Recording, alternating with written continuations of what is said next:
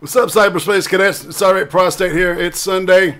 It's time for some ice cream. That's right. Welcome to the ice cream interviews. This is number 15. And with us today in the studio, we've got the lovely Aiden Paladin, who's just fresh from MythCon. Say hey, Aiden, how are you? Hey, how's it going? I'm actually so fresh from MythCon. We were still on the road back home. So I apologize up front.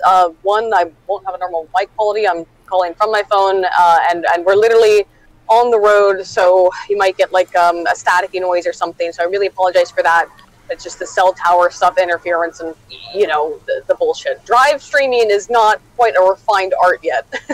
Well, it's fantastic. Thanks for, I appreciate you, just coming in, hanging out for this Sunday afternoon. So you're fresh from MythCon.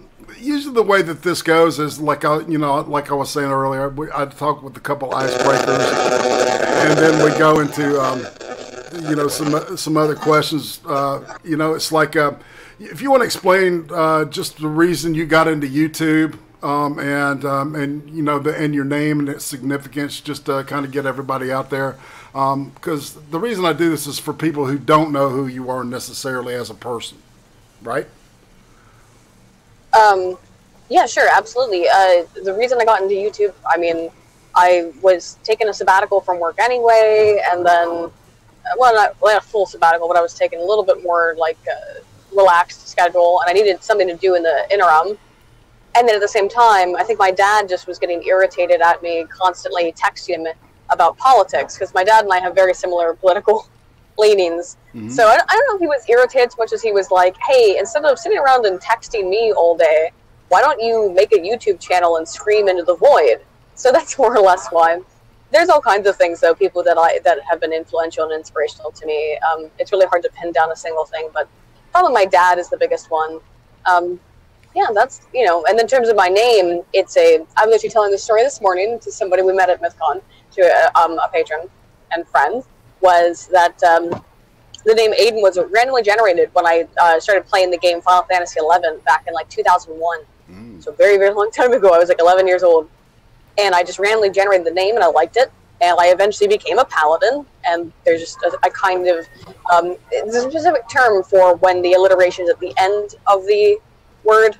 So Aiden, paladin. Right. It kind of has a little bit of alliteration there. So that was it. I just like the way it sounded. Yeah, it's got kind of a bouncy, bouncy quality. I like it. Yeah. Yeah, and my name was Aiden on FF11, and I was a paladin, and there we are. and here we are. So, all right. So coming fresh from MythCon, was there anything that stood out to you that was, something that really that touched you personally, or something that really got you like thinking in a different direction, or something you want to start looking at in a more, more closely? Well, I'll probably do a stream about this in detail on my own too, after I collect some more data, but it's something I've actually spoken about before. It's very different. The internet has a de-individuation factor, and as a result of that, disinhibition, both toxic and benign, that can go in both ways. Mm-hmm. It's very different. Sometimes we are reminded through events such as these that offline reality is different from online reality. Both are real, both are legitimate spaces of communication and interaction. But there are different psychological forces at play because of things like the cockpit effect, right. Which means that we don't necessarily see the harm that we cause if we say something rude to someone, for example. We don't see the psychological damage that can cause. And in the same way, we might be more willing to express and disclose a lot of personal information because there's no there's not the same fear of repercussion. This is basic disinhibition theory stuff, toxic and benign disinhibition. Gotcha. Yeah, so it was, people, I posted a thing on Twitter of me hanging out with one named Matt, who is certainly under a lot of shit right now. We can talk more about it. But the thing is, everyone I met Mike Rollins, who, has a lot of hatred around him, as well as being an SJW kind of guy. And, but he was totally cool in person. So, right. I mean, I think that's the thing, is that when you're all there kind of in the same environment, it's more open for dialogue that interestingly, we don't seem to get on the internet, which I thought was kind of the point of the internet, but is not how it appears to be playing out. Right, exactly, because I think that it leads for, you know, the whole anonymity thing, you know, can be used as a wall for people to hide behind, and therefore it's easier to snipe, you know, and to get personal people, like flagging them. I mean, you know, since you brought up the Matt thing, it was like, well, I gave him my opinion on that. I said that was what he did was fucked up. He admits what he did was fucked up. mm-hmm. He knows. But I don't have, even though I did have some beef with them. I mean, the first thing I said to him is gonna debate me on Pizzagate, you know. But then, like, you know, 2 minutes later, we're talking like normal people because you're not on the internet in some sort of adversarial environment. It's the same with everybody that I spoke to, who I might not otherwise agree with. I don't agree with Sargon on a lot of things, but we had a really fun time out at the range with him. And I don't agree with Accordion on everything, but we had a fun time with Jeremy as well, and Bunty King and everybody. Yeah, you know, it's a little different, and it's interesting. I have to criticize myself and in a pretty serious manner in that last year I was sitting around watching the coverage from a lot of YouTubers from VidCon and going, man, these fuck boys all acting like they're best friends now because they got drunk with each other one night. And it's like, well, it's not just that. It's not just getting drunk. It's being able to see people as people. It actually does remove the cockpit effect in a way that we don't necessarily perceive of. And I know this from a research and a, you know, pretty storied level of history with the data. But it's still different when you experience it yourself. Yeah, exactly. You know, and it's like, and you've been attacked and shit. I mean, like, you know, I think we talked about that a couple of times as, you know, when you first got into this thing, man, there was the whole fucking army of, you know, he who shall not be named in your presence. But, you know, so it's like, you know, coming from that kind of, that whole horrible, like, just, it's so, you know, so much animosity is like these people I think have built up, and when they find these targets, you know, and it's, you know, hiding behind that wall of anonymity, it's easy to take that rage out. And I think a lot of that anger may be towards the self. I don't even think it's hiding behind a wall. It's a normal psychological. It's a normal part of our psychology. Mm-hmm. We don't have identifying features in certain ways. Even when we do, but we don't have, you know, more in-depth interpersonal connections with people. It's very easy to depersonalize them, to deperson them. When we, in and of ourselves, are de-individuated, that means that we are made to feel not as if we are an individual, but as a part of a, you know, a gray sort of anonymous collective or a non-identifiable person, which has, again, benefits and negative effects. So the benefits are things like greater disclosure, greater ability to speak, greater capacity for expression of empathy and outpourings of honesty and truth and things like that help to get it off your chest in a way you probably can't even do in the real world, even with like a therapist. Right. But, you know, on the other hand, you have the opposite effect, which is that, well, I'm unidentifiable in some way, so I can just be a complete shithead. And that can be fun, too. You know, there's certainly fun things about trolling. It's just, yeah, whatever. When you take it offline, when you remove it and place it into a face-to-face environment, it does have a different atmosphere to it. You know, some of the more, some of the animosity is ameliorated. Right. Are we in Michigan? All right, so we're happy because we just passed the Michigan state line. All right. So, all right, okay, so I want to talk about your latest video. You just dropped almost an entire hour. It was focusing on the mental health system with images from, I believe it was the Trans-Allegheny Lunatic Asylum, also known as the Western State Hospital. Is that correct? Yes. Yes. And it's interesting because I worked in the field for quite a while, and your conclusion, I think, is the most realistic response to actually fixing the current state of mental health care. This whole treat 'em and street 'em approach is so flawed. You know, psychiatrists, all they're doing is medication management. They don't even counsel. Right. You know, you see them 15 minutes. They say, "How's you doing?" Blah, blah, blah. You know, it's like, okay, we'll adjust this med this way. And just turn them back out. Yep. Right, and if And you're they're lucky, turned back out. right, and if you're lucky, they'll hook you up with maybe a social worker or a psychologist. You know, somebody that actually will do therapy with somebody, give you exercises to actually work on your stuff. And in what you proposed was I thought was fascinating. I like the way I think just for the couple of few people, and yeah, I'll go over it because there was a lot of misunderstanding, and I'll go over this again in the stream when I cover it as well, because it'll be more people from my channel specifically, I think, who have a lot of questions about this. Some people seem to be very offended by the question that I raised, because it's such anathema to us in the modern age to say, should we have mental asylums? The word asylum is highly degraded in terms of its connotative meaning.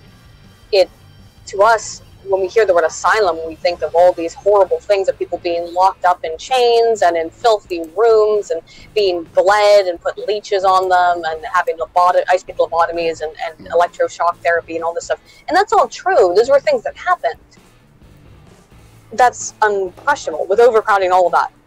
However, the basic premise of the state asylum, such as was under the Kirkbride plan, I think actually has some, even to this current day, application. The idea that can architecture heal the psyche is obviously not supported by data, but the kind of way that was set up, so that, for example, they're not inmates, they're patients, or they're not even called them patients, but they're residents, and they help to collectively take care of the place that they live together. I can see very well, as someone who is also, and this is maybe something I struggled with, was whether or not I should have said, and it's something I've said in streams before, so I don't mind saying it again. I have been in a mental hospital. I was interned in one for like a month and a half, 2 months period, after a pretty severe suicide attempt several years ago. And, for me, that was how I was diagnosed with bipolar. That was necessary for me in a lot of ways. If I hadn't, I did not like it. It wasn't a fun time. I was extremely frustrated that all I could do was read. And that was part of it. All I could do was sit in my bed and read all day. I had nothing else to do. And I think that's part of it. I had nothing else to do at the hospital but sit in my bed and read all day.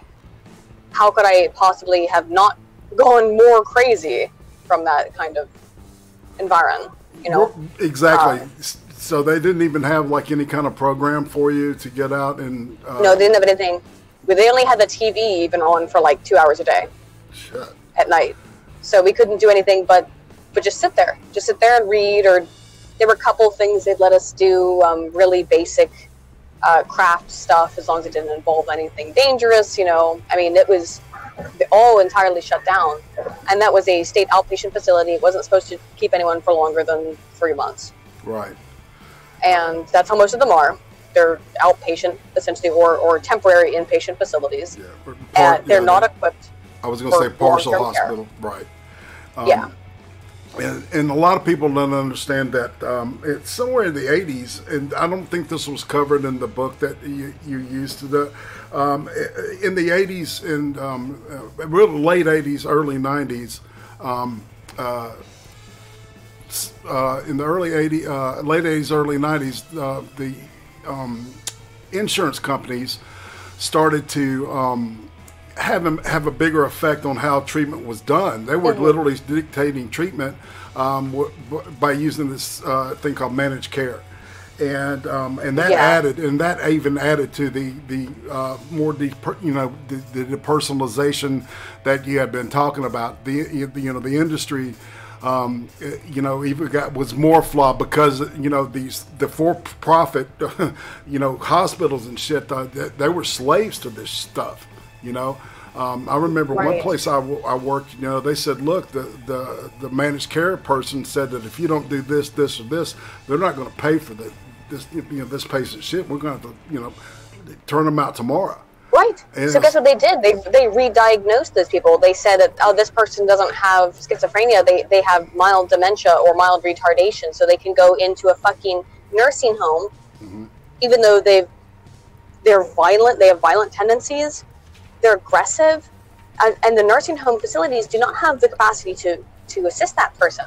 Not only that, but they don't have the capacity to prevent that person from potentially physically or even sexually assaulting and harming another resident, you know? They just don't have that capacity. And so what you ended up with were a lot of people who had been intentionally misdiagnosed in order to game the financial system, either through insurance or through Medicaid and Medicare and SSDI. Yeah,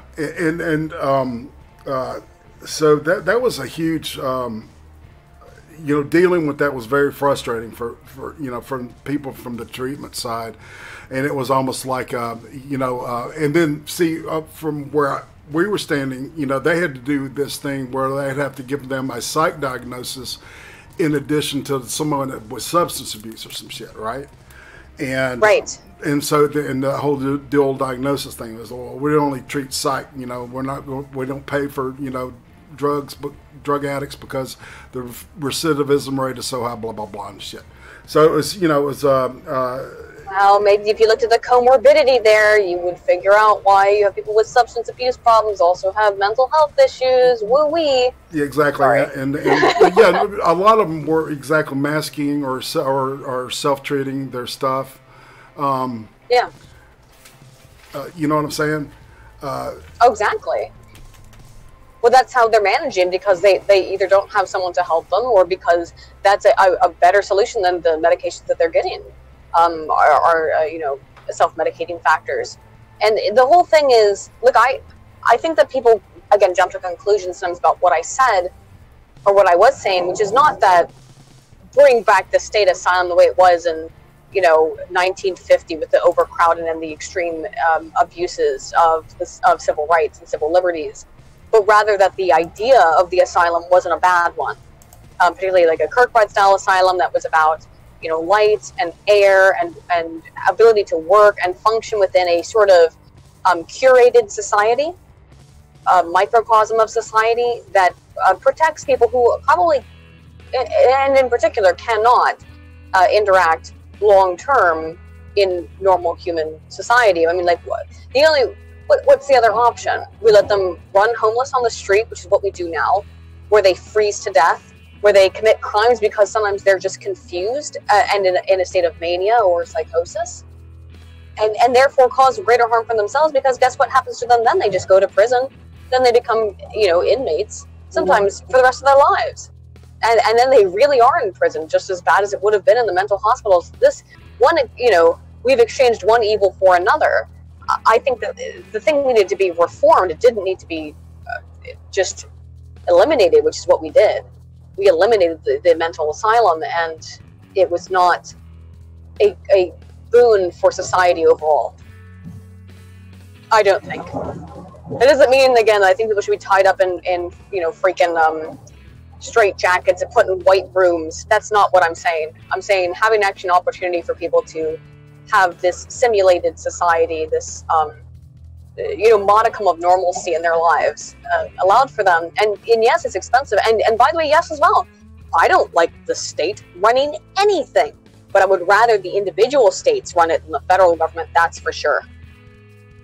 With some oversight, with a basis of oversight from the federal government, just some basic rules, then the states are going to be more well equipped to do it. Because when you look to the number of people, and if you read that book that I referenced, that I got most of my information from, which is American Psychosis: How the Federal Government Destroyed the Mental Health System by Dr. E. Fuller-Torrey, you'll see that he mentions somewhere near the back of the book the actual number of people within every state that would be in need of, inpatient mental health care based on statistical data. And it's something like, even for the largest states, it's no more than maybe 2,000 people per state. I'm talking about New York and California, 2,000 to 3,000 people. Still fairly small numbers, people who actually need these hospitals, because we do have a greater ability to provide outpatient care. But we also can't do would you call it treat and street? We can't do that either. It needs to be a little bit more enforced. And I don't like it. I don't want any single one of my rights to ever be infringed. But go ahead.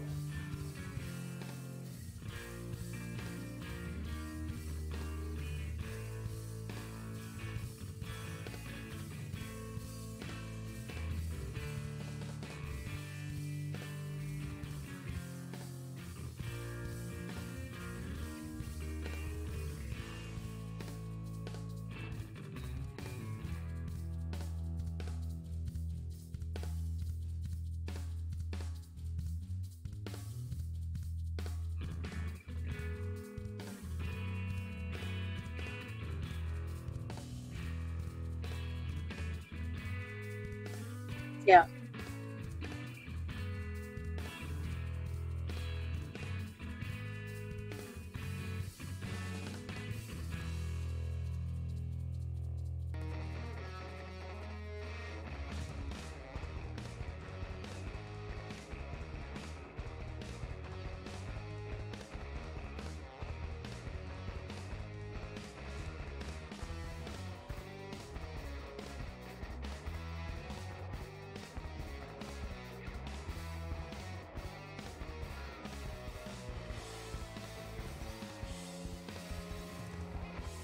But they would have to sign up for this, and I'm actually okay with it, but it's going to be very difficult when we have so many people with mental health issues with anosognosia.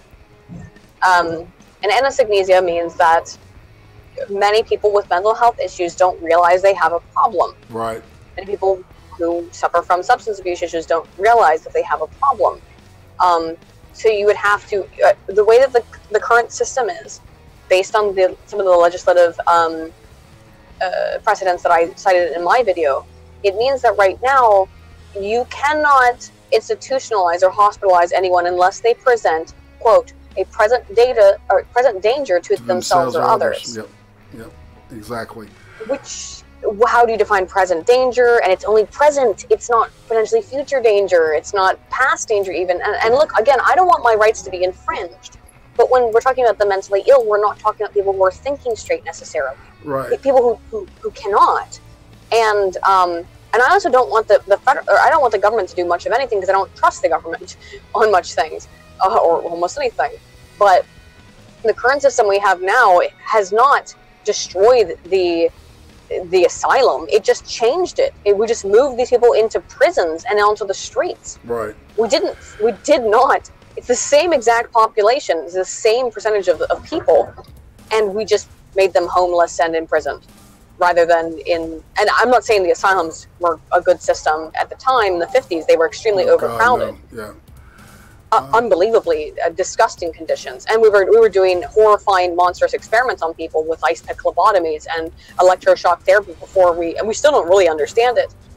Yeah, but, they've got ECT. We know how to do it properly now. Yeah, you know. Yeah, I've seen it. I've actually seen it done on vegetative, people with vegetative depression, and we get that sound coming from you. Sorry, it's going to happen in this one.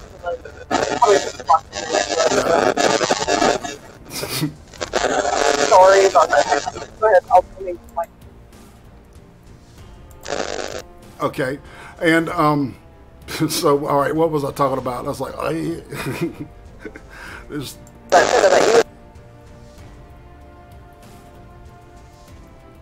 people with what? I'm sorry.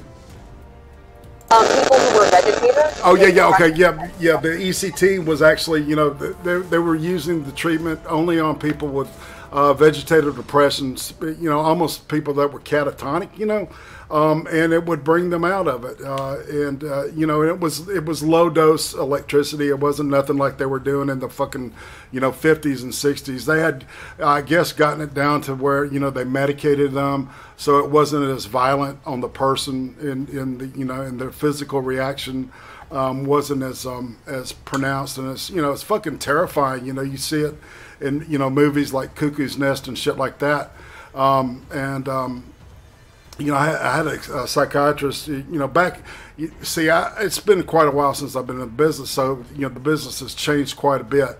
But, a psychiatrist explained to me, that they only did that, under those certain circumstances.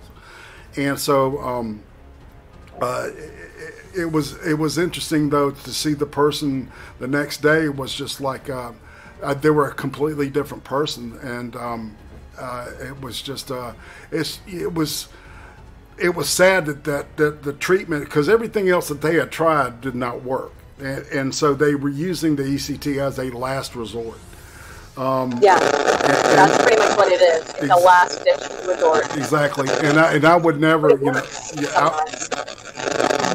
it doesn't work even all the time, even under those circumstances. So, I feel the same thing. I mean, when I was hospitalized, people who would sit in the common room, you know, with the and just sit there and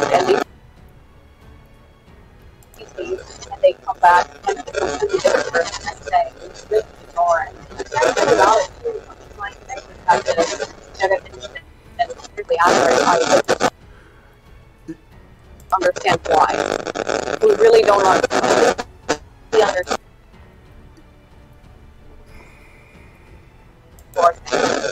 It seems to work. It's not it seems to work. But that's not just essentially what I believe that it does. Okay, yeah, we're still getting a lot of static. Sorry. That's cool.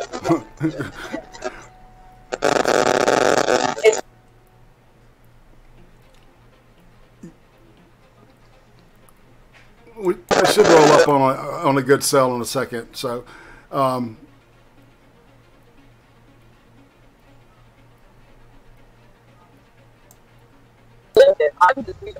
lived it a little bit too, but only for like 2 months. So my research is all academic. Right. Well, do you want to, kind of share your experience on how you discovered, because you had talked about, suicide attempt, but did you have any kind of, symptomology before, telling you that you were, you were definitely bipolar, because usually it hits in the, late teens, early 20s is when you see the onset of the symptoms. Would you want to talk about that? Yeah, I was 23. I was 23, 22, something like that when I first started to get the pretty severe symptoms. Actually, it might have been 21. So it was early 20s when I first started to have cyclothymic responses. And by that I mean, by cyclothymic, we can extrapolate what that probably means. It means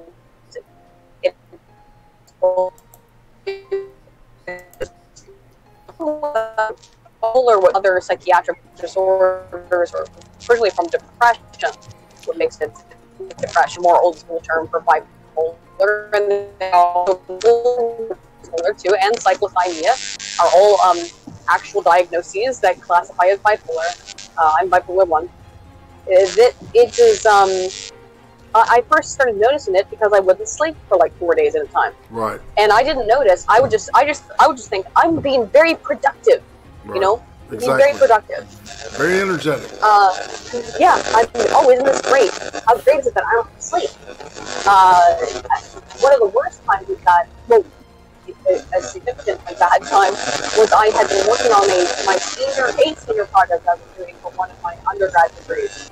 And I had been something like 4 or 5 days. I was basically doing all the work for my entire group, which was how I normally operate with your projects. A lot of people understand social loafing. If you've been out there, I think a lot of people who watch YouTube videos have probably been sort of the victims of social loafing, where you're put into a group project and the rest of the members just say, I'm going to do as little as possible.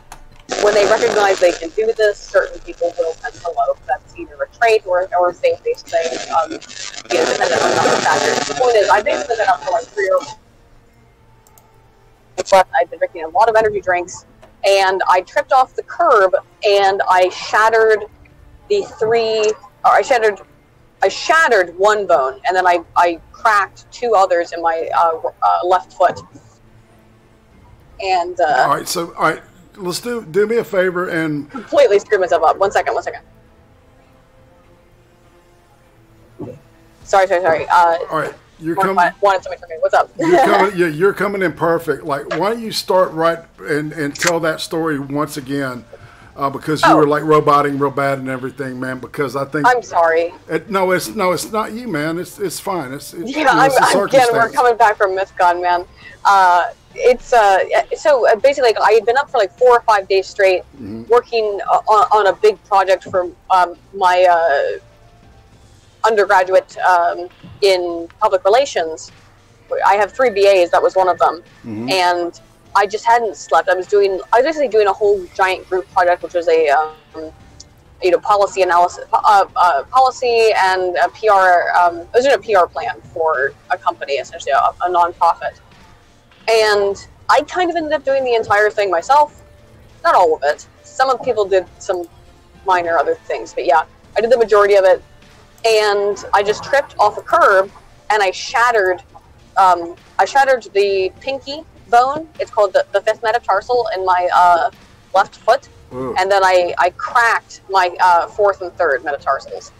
And when you break, and really when you shatter your fifth metatarsal, it's called a Jones fracture. Not always, but in my case it was, which is supposed to be one of the hardest things to heal because you have such little blood flow to that part of your body. Right.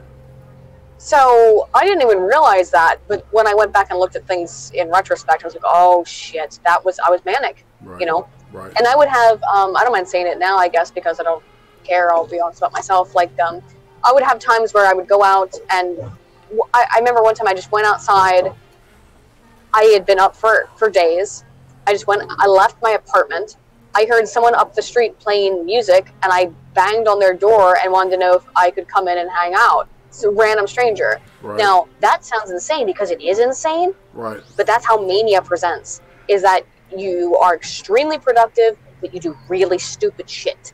Yeah. You just do stuff that doesn't make any fucking sense because you're just like hyper, you know, really, I mean, it's like ADD on steroids, I guess. But it's unusual. Bipolar is not a more common diagnosis. So what did they do? They said you've got anxiety and you've got depression, and maybe insomnia. Right. And so, however, most people with depression don't have insomnia, so they probably should have figured that out. But this is the problem with outpatient treatment, right? Exactly. I didn't get looked at for more than 5 minutes by anybody for years. And it's not just a problem with psychiatric treatment. This is in medical as well. You know, it happens to people all the time. I'm still dealing with that shit, with trying to get a fucking diagnosis for something. Right. And, you know, I mean, whatever. Like, that's just how stuff works. But I think in particular, mental health is something that, with some diseases or disorders, right, you can get a shot, you can get a surgery, and you're done, and you're okay. Mm-hmm. With mental health, most typically, it is an ongoing lifetime process, right? Right. Of treatment. And a lot of people see they can't empathize, right? It's like, all right, if you're paranoid, like say you're bipolar with paranoid features, and somebody says, here, a stranger, a doctor that you randomly meet, right? And they say, take these pills and you'll be okay, right? And you're paranoid by nature. What do you know, are you going to take the medicine? No, and when there's no accountability or reason to, it does not result in a good system. Right. That's a really big problem we have. And I do worry about people like this because I worked a lot with the homeless when I was in high school, and you know, so many of them that I saw were mentally ill, and when I looked into the data and statistics on it, it's between 1 and 3/3. Excuse me, 1 and 2/3, not 3/3. 1 and 2/3 of the homeless population is mentally ill in some sense or another. It depends on how you define mentally ill. It also depends on whether or not they've been diagnosed with a mental illness, because a lot of them in particular. So, for example, of the I believe 800,000 people that are homeless on any given night in the United States, we know for a fact that about 111,000 of them are mentally ill and have been diagnosed with a mental illness. Another 80,000 of them have been diagnosed, and this means diagnosed, with a substance abuse issue. Another 40,000 are veterans. Often veterans have undiagnosed mental health issues as well, yep. as do, as I mentioned, people who are comorbid, having substance abuse issues with different kinds of mental health issues that have not been identified. That means that we're looking at somewhere in the proximity of 300,000, about a third of the homeless population, at a very minimum. These are the diagnosed. Right. The diagnosed or the vets. And the vets often aren't diagnosed. So I included the vet number in there only because they generally tend to be comorbid as well. Yeah, I totally agree with that assessment too. It's because, you know, a lot of people tend to gravitate towards substance abuse to treat, you know, to self-treat. And they don't even realize they're really doing it, but that's what it's they're doing. Your brain is.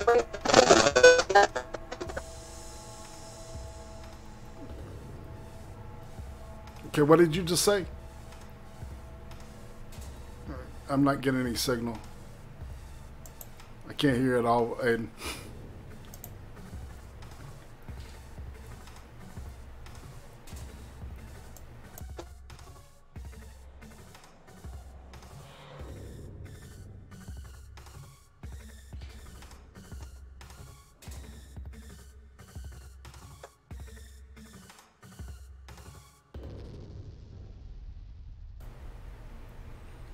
Okay, Aiden's gonna pop out and she's gonna pop back in. See if we can.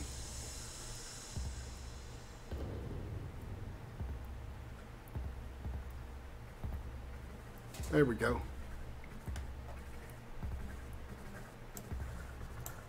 All right. Oh yeah. You there? Is it better? Yeah, let's see if that's any better. We went down to like 1 bar for a minute. Okay. All right. I'm getting a little static. Yeah, sorry. Again, this is the best I can do. This is my hot takes, fresh from MythCon. I don't have any hot takes from it. Mostly talking about mental health. It's like super depressing topic. Well, okay. So, all right. Well, I mean, okay. So, if you know, if you want to go back to the MythCon stuff, all right. So that tweet. That was a pretty, like a pretty. I don't know. There was a lot of reaction to the tweet with Matt. Yeah, it was funny. You know, Matt giving we knew that. We knew that. Button and shit, we knew that. Right. Well, we knew that doing it. Yeah, I'm sure. And yeah, I mean that was the thing. Like, you know, Matt and I had a lot of animosity towards each other, but again, we spoke together for 5 minutes. And it's like, hey, you're just a normal person, so am I. You've got your shit, I've got mine. Yeah. Same with Mike Rollins. It's no, I mean, we might fundamentally disagree and despise each other's politics, but I can still treat you like a human being. And I think that that's important. That to me is important. I don't know. It's different though. I do tend to be a lot of material, and or at least defense like that. But yeah, like no. I was very surprised that a lot of there was the tenuous sort of emotions that tend to be tenuous or aggressive or yeah. It was fun. That's the only way I could say. It was a really fun con. I had a very good time with that con, and I really think everybody should show up because I know that people don't necessarily know what I look like. Right. So a lot of people were like, "Oh my God, it's Aiden," and I was like, "Yeah." I know my voice is super distinct. Oh, yeah, it's so very distinct. People heard me, and they could be like, "Oh, look, that's her," you know. That's fucking Aiden Paladin, right? So I didn't know my voice was that distinct, but did you got any specific, what do they call them, panels or anything like that? Were you on a panel? Were you giving any? No, I did not do anything myself. We went to a couple of them. Well, we went to almost all of them. We missed some and got parts of others. The ones that I was really interested in, of course, were Paul versus Dr. Richard Carrier, which was a kind of a shit show. On both parts. I think actually Dr. Carrier handled himself well, although he said some really stupid things. In contrast, Carl also was very aggressive and was rude at multiple points and very smug, which he's done before. When you say Carl, you're referring to Sargon of Akkad, correct? Sargon of Akkad, yes. Yeah. Okay. He was, and again, I don't like when I was saying this to Mark while I was there. I was like, why is he doing this? Stop being such a dick. It does not look good in your favor. Like, you could win this so easily. Well, he wasn't giving him a word in edgewise. I know. You could have won this as a debate if you wouldn't be so aggressive and so rude and smug. It makes you're like the smug chuckle shit dude. It does not come off well. It makes you look like an asshole, and it actually turns the audience against you. Because even if you're right, you're being such a dick about it. Right. Because Carrier said some really dumb shit. He said that any woman who is not for abortion is wrong. Yes. He said it would He said it was demonstrably, empirically wrong of them, that they were wrong, as if it was like an evolution debate, as if the people who say that I don't approve of abortion are the same kind of people. It's the exact same equivalent of saying I don't believe that evolution exists, and That's fucking stupid. I know why he's complaining. Yes, and I know why he's conflating them, because he thinks that all conservatives are the same, and he thinks all conservatives are Christians. And I'm sitting there in the audience, being a fucking pagan woman who doesn't want anything to do with abortion, being like, hey, hang on a fucking second, you don't speak for me, you dickhead. I mean, really, you do not. And the fact that you would try to say that to even have an issue with abortion morally is you are wrong. What the fuck? Now, I agree with moral objectivity, but I don't think he does. I think there are morally, objectively good and bad things. Mm-hmm. And I don't think that if you asked him outright, he would say there are objectively, morally good and bad things. But yet at the same time, we'll say abortion, if you don't believe in women's rights to have abortions whenever they feel like, you are literally wrong. No. You're either confused or you don't fucking understand the topic you're discussing. I really was irritated by that. All right, and so so this guy says shit like this, and Sargon was his response to him was like he was just being kind of like a smartass to him. No.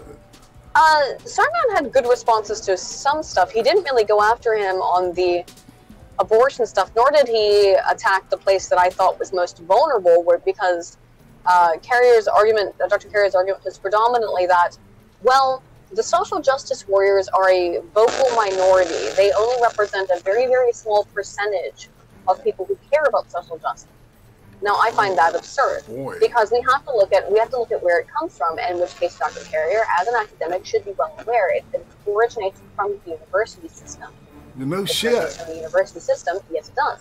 How else do you think you end up with these incredibly radicalized young people who don't quite understand what they're saying? These bedroom feminists, so to speak. Where do you think their ideas originate? Is it not from their Marxist professors? Exactly. We know that there has been an increase in this kind of Marxist ideology in the university system over the last 60 to 70 years. And in particular, we can see this represented by the fact that so many dissenting opinions have been removed, such as, the girl from Wilfrid Laurier and Dr. Jordan Peterson, Dr. Gad Saad was recently there was an attempt to remove him from his position again. Yeah, there was another guy, I was just talking about this the other day, that was just booted from his position. I can't remember the college, man. It was another Canadian school. The point is, the university system is very clear on its political ideology and affiliation. And what's more important to that than anything is that you can sit up there on the dais, Dr. Carrier, and say, well, these are just silly little bedroom feminists who don't mean anything, who argue with you on the internet. But their ideas originate from the university system, and the university system, the ivory tower, has an incredible impact on public policy and politics, because politicians and legislators still believe, all of us actually as a society still hold credibility to the word of academics, and we probably shouldn't on the extent that we do, but we have because of 200, 300, 400 plus years of respecting the institutions of intellectualism. But they are not anymore. They're now have become institutions of ideology. Exactly. That's the problem. Yeah, they've been compromised. Absolutely. That was a question I had and didn't get to ask, but I'll pose it to you. No shit, man. You know, it's like, and they act like that these issues are monolith even with their own fucking people. You know, it's like everybody agrees. Even the social justice warriors, you know, there are some that are anti-abortion, and it's interesting that he uses wedge issues like that, you know, to just, you know, to lean against, because they're so fucking weak and they're emotionally based. I think that's where these, I guess that position is starting to really be even weaker and weaker as the years go on, is that they're not seeing that there's like logic is starting to like fall by the wayside, and you know, and feelings are being, you know, more the justification for what they're saying. Well, I actually saw the abortion topic come up twice. I think it's because of Brett Kavanaugh. Yeah. Because I kind of thought we had put this abortion debate behind us. Now, I'll be very clear on my position. I find abortion to be morally and ethically reprehensible and repulsive. However, I understand that there are reasons for which it has to happen. In the cases of severe genetic defects, in the case of incest or rape, yes, we should potentially look at abortion as a possible outcome, or in the case of the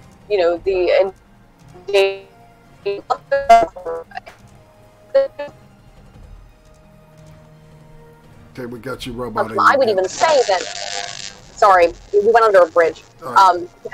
There are many reasons why abortion might be a logical choice. I would even give, although it's hesitant, the idea that if a person is just not ready, it does not have if you don't have a husband there, because we know that it's very deleterious to the development of a child psychologically and developmentally. If you don't have a husband and you don't have a consistent environment for a child to be raised, I would still say it's wrong, but it's really hard for me, but I would say, okay, I might give you a bit of a pass. Look, I'm old as fuck, right? And I'll tell anybody right here. You're not old as fuck, man. But here's the deal. I don't think that even if there was a solid, 5-4 majority in the Supreme Court, I don't think Roe v. Wade is ever going to be overturned. We're not overturning Roe v. Wade. It's never going to be overturned. It's never happening, man. And that's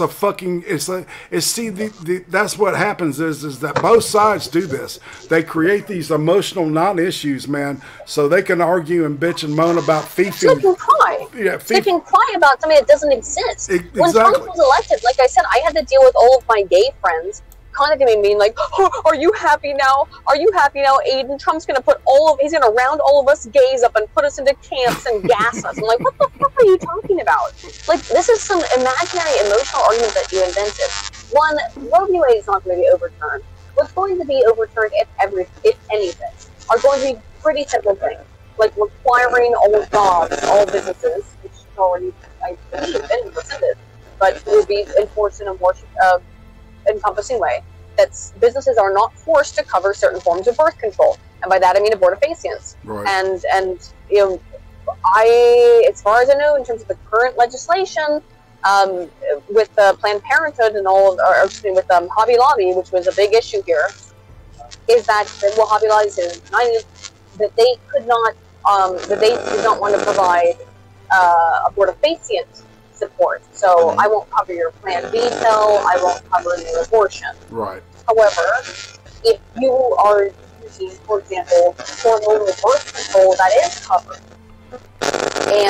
Or if you're extremely using hormonal birth control for different pregnancies, such as ovarian syndrome, that was all covered. Because I find this very frustrating on the part of feminists who don't seem to care for whatever reason, and I know why. For whatever reason, reality is that if you are receiving hormonal birth control as a form of treating a female hormonal disease, right, that is covered. They don't like that because it means that sex is a choice, and that it takes two to tango, and you chose to engage in sex. Someone who suffers from endometriosis or polycystic ovarian syndrome or anything else didn't choose that. That's a disease. Right. Sex is something you chose to do. Now, if you didn't choose to do it, you were raped. Yeah, I'm sorry. I think, again, this is a very specific circumstance, but that's not it. If you chose to do it, you knew what you were getting into. Yep. We teach sex ed everywhere. You understood the consequences. Yeah, and I think what I'm hearing you say is that it's like using it as a birth control is it's you stand against that, which is I think no, I don't mind. I don't mind if some companies want to provide support for birth control. I'm absolutely behind that, but I'm also behind companies that choose that they don't want to support funding birth control. Or birth control specifically for the purpose of, um, family planning. I would like them to, but that's not necessarily a good course. They don't feel like it. To me, it can be more, a moral objective, right? Someone who says, the content is objective before, so I will not apply the draft. We don't force certain people to do that because of their religious obligations or their moral or their obligations that they find certain aspects to be reprehensible to their. Why does this function make my moral judgment that is objective? That's my own thing. I personally I find it silly that we allow one nothing.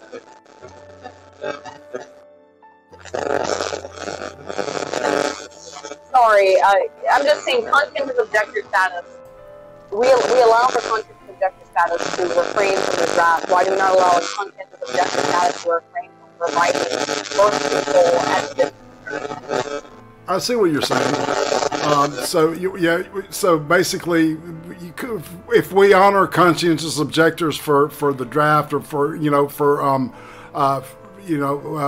why not use the same type of approach when it comes to companies and their options for providing birth control and or abortion treatment, right? Right, that's just my opinion on that. But I mean, that's just my opinion. I just thought that it was a very bizarre stance for the carriers. If you even question it, you are literally wrong. Abortion is a question of morality. It's a question of ethics. Yeah. So unless you claim there's an objective morality, then you can't claim that there is a yes or no right or wrong on it. Right. I tend to fall more on the side of moral objectivism, that I do believe things are good or bad. I think it's bad to end a life. I think it's bad to end anything's life. I don't revel in that in any, even if it's someone who's in horrible pain and suffering. I would never revel in their death. And I find it a little silly that people who generally don't appear to ascribe to moral objectivism saying something like, here is an objective morality in that abortion is right, yes, end statement. If you disagree, you are literally wrong. Right. That's not a good argument. No, it isn't. The other good debate I actually thought was very, very interesting was Karen versus Karen, Dr. Garst versus Karen Strong. Very interesting. We caught most of Tim Pool, Jeremy, Deus. I forget. Theirs is interesting. We caught a bit of most of Blair White and Theron Myers. We caught pretty much everybody's. The other one we really missed was Mike Boland. We missed Mike Boland a little bit, which was our fault. Yeah. I wanted to actually hear what he had to say. I don't know what happened. I heard, and then there was the other one was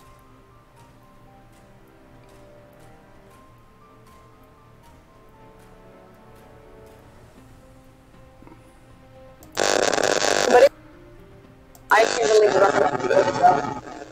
We have more of the So she's saying she had a fun time. Yeah, it was a fun time.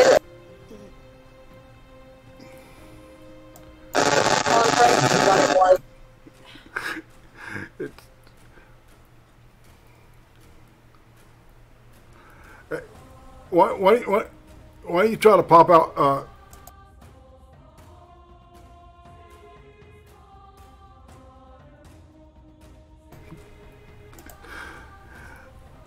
Yeah, this has been. I do want to thank Aiden for she's on the phone, she's on the road, and she took time out to do this, and I appreciate it so much. Yeah, not much, but it's a little bit better. At least I can hear you talking. It's just going to be like I am at 5 bars, so hold on. But you never know.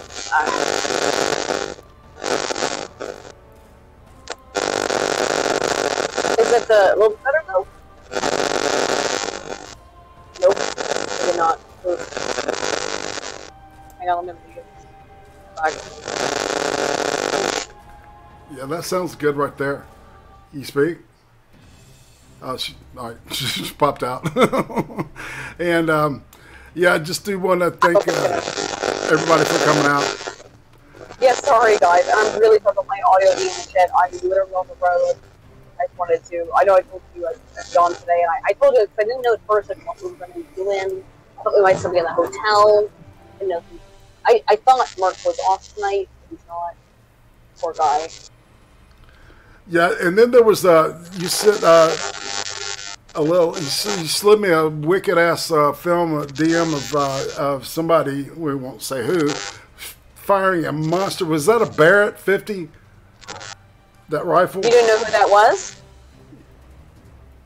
Do you want to say who that was? Yeah, that was Sargon. Okay.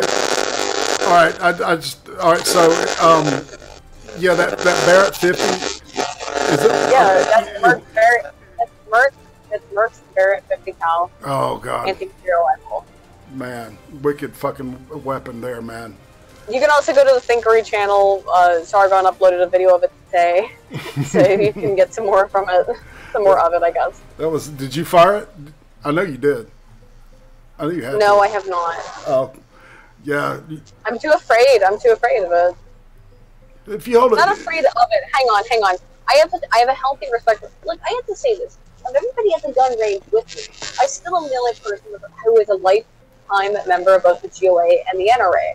But I just, I am a small Ben, and I fucking, dude, I get worried about. I blew out my shoulder firing a shotgun one time.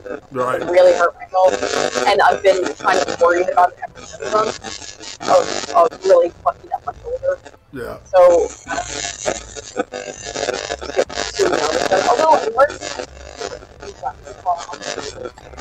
he's a good teacher, but I'm still worried. Yeah, you got to pull it tight. You just got to keep it tight against your arm, and when you just relax when you pull the trigger, and just let it like become a part of you. I don't know how to. I know.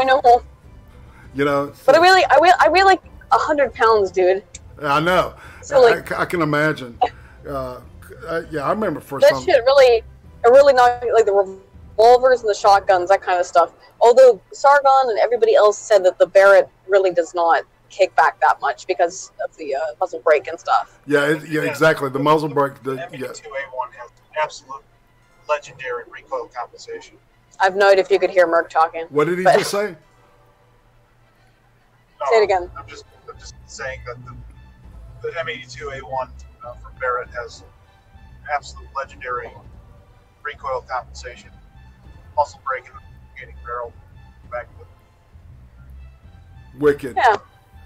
Wicked. Merc knows the only way he's talking about with when it comes to firearms. Yeah, no doubt.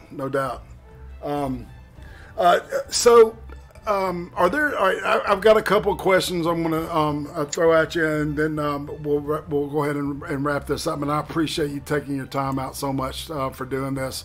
Oh no, I'm sitting in a car on a long ass drive, so as long as you're okay with my shitty connection, my shitty fucking voice. You're fine. I'm more than happy to talk. Now. You sound fantastic right now. Do you? All right. So, is there a YouTuber right now that you think is like criminally undersubbed that you think people ought to be looking at? Yes, actually, hang on. I do have one. Let me go find it real quick. Shoot, that's the wrong thing. That is not YouTube. Give me 1 second. I'll find this guy. There's somebody that I watched the other day that I was like, holy shit. And I subbed immediately to him. Oh, god dang it.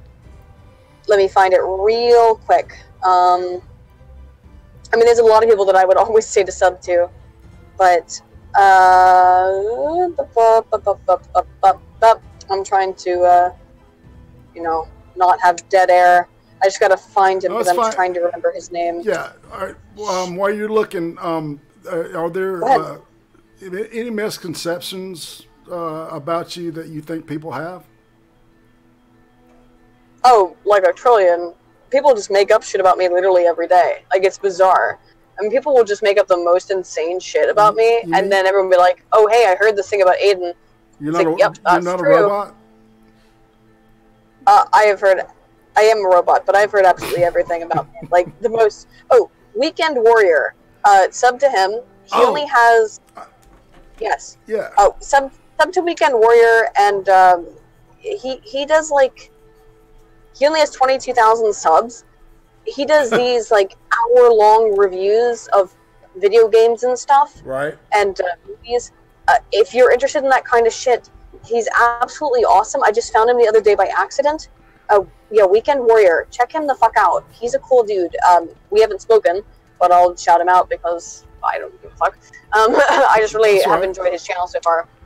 But yeah, what have people lied about me over? I don't know. Like, you could literally... The thing that's so funny is that, like, if you read my ED page, it reads like it was written by a schizophrenic person, because it'd be like, he denies the Holocaust, the filthy Jew. It's like, what? Like, you can't keep your narrative straight for a single sentence. It's so, because it's just like, everybody who hates me. Look at that badass. And there's a lot of people who yeah, look how fat this it'll be like, she's fucking filthy fat, she's disgustingly overweight, but also super fucking anorexic.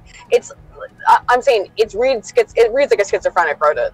And I think it's because it's just like the couple of people that hate me really hate me. And I mean, they spend there every day, all day, every day, just hate me. And they come from different sides of the aisle. So they wrote a really insane article that not only reads, but looks schizophrenic, because it's all like in totally different styles of editing formats. It's kind of actually really funny to watch to look. I would actually recommend people read the most schizophrenic, insane shit I've ever seen, which is the Encyclopedia Dramatica article on me, which makes no sense and is 99.9% lies. But have fun. It's a real fun time. Man. So, let's see. I've got a couple of stuff that I had written down that we hadn't even touched on. Okay, for the weebs out there, do you have a favorite anime series? Yes, it's probably a tie between the three that I'm about to name. Mirai Nikki, Steins Gate, and Shinsekai Yori. All right, and a favorite character? Stand out? Christina from Steins Gate. All right. Or, yeah, I'm going to Christina. I know people hate her, whatever. She reminds me of myself too much. Have you seen any of the shit that Netflix has been putting out? Did you see the Castlevania? No, I have not. I've kind of avoided that. It actually looks pretty good. I like it. It is good? Yeah, and Berserk was fantastic too. Their Berserk one was okay. I was pleasantly surprised. Yeah, everything else is none of it's.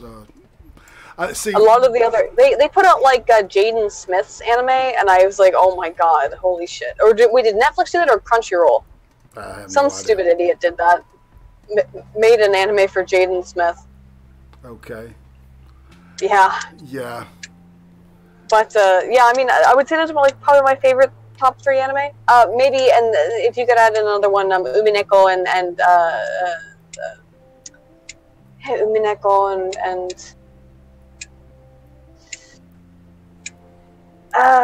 shit. Gintama I would put in there as well. Okay. I love Gintama, but it's more the manga that I love more than anything else. I like a lot of anime. I'm a really big weeaboo, so just talk to me about anime sometimes.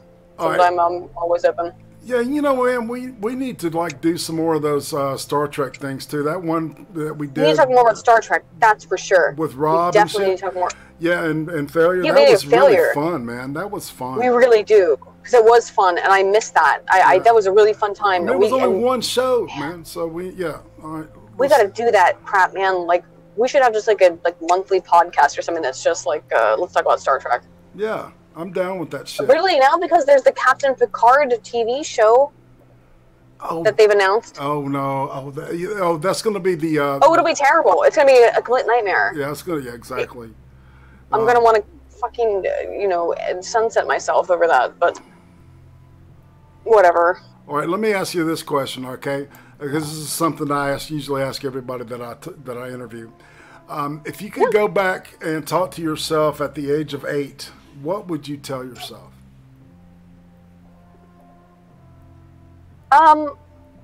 Gee, that's a hard one.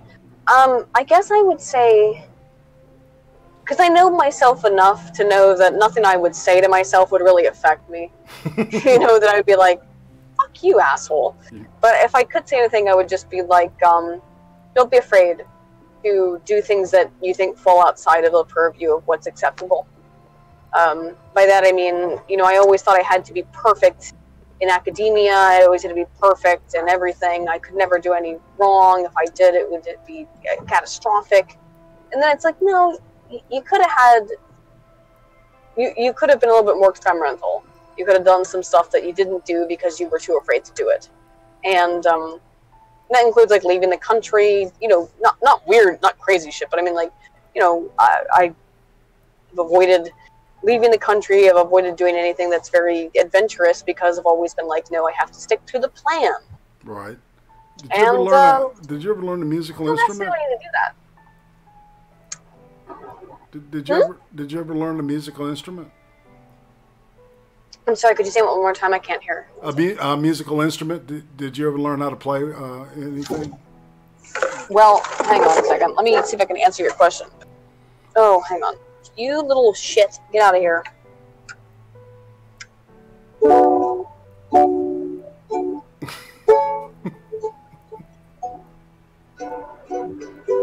Yeah, I did not really. I kind of picked up the ukulele as sort of a joke instrument. Yeah. But it's also just, it's relaxing. It actually is more, it's therapeutic. Well, Lindsay at Queer Kid Stuff has put me off the fucking ukulele forever. Like, cunt. I'm not doing no Queer Kid shit. Because gay means happy. Holy fuck. I hate that shit. I guarantee she's playing the 4 major chords. I actually don't remember the song, but I guarantee it's just C, G, A minor, F. That's all you really need to. You can play. If you look at Neil Young, every song he has is written around 4 chords. I mean, every song he has, and people are the Ramones do it, and Neil Young can do it. Yeah, that's true. And just do it over and over, just different. It's like it blows my mind different how people combinations do that shit exactly. Strumming, things, yeah. Okay, well, let's see. We're looking like we're towards the. We're going to go ahead and look at wrapping. So, is there anything that you want to say before we split? Something you'd like for? Not really. Just I had a great time at MythCon. I wasn't expecting to. I kind of expected to hate it, but I didn't. I had a really good time. I had a good time meeting everybody, and sometimes we should maybe take a second away from the internet to remember that people are real people. Right. And not just these strange sort of, floating entities of non-existence within the web. And I know it's difficult because of how internet psychology works. Trust me, I understand. I understand on a very visceral and empirical degree. But we should remember that people are people. And it's... being decent to someone and not treating them like shit does not imply anything other than acting like a normal human being, I would say. Yeah. That's all I want. I just thought it was a fun time. That's it. The deal with, with mundane, I think that some people, I think their fear drives them to, like, quote, what I call cut corners and try to cheat the system. And hobble opponents and shit like that. Oh, well, I absolutely disagree with what Mundane Matt did on every fucking level. Yeah, but it doesn't mean I can't act decent to him in public. No shit. No, exactly. That's the point I was kind of trying to get there, because it's like people are just people, but it's like some of the shit that people do is it's kind of not kind of unforgivable. It's going to be just some of the people that he hurt. I disagree, but it doesn't mean that we can't, Yeah, treat each other with be cordial and treat each other like humans, like, you know, yeah, with a modicum of respect, and that's a good thing. I think I think that was a good experience for me to have. Sometimes because you do get this weird de-individuated experience on you. Right. So you did get him to promise to mail the real button to Concord, right? Yes, absolutely, 100%. That will be mailed to Tonka. I will be mailing it to him immediately. It will be coming in the mail. It is beautifully printed on the paper. Beautiful college rolled notebook paper. Absolutely beautiful white, aka silver flavor. I love it. I think on this note, I want to thank you, Amy, for hanging out and even through this weirdness being on the road and with the phone stuff. I think it's been an outstanding interview. I want to thank you for taking the time out once again. I want to thank the chat for trying to be civil. Some of you asshats. And on that note, this is Alright Prostate. Goodbye for this week. Next week we're going to be talking with a person that does a show called Weekend Warriors. The guy's name is The Finer Print, and we'll be here. Oh, he's great. Finer Print is awesome. Yeah, we'll be here at the same bat time, same bat channel. Y'all have a fantastic week. This is Alright Prostate saying I'm Odin.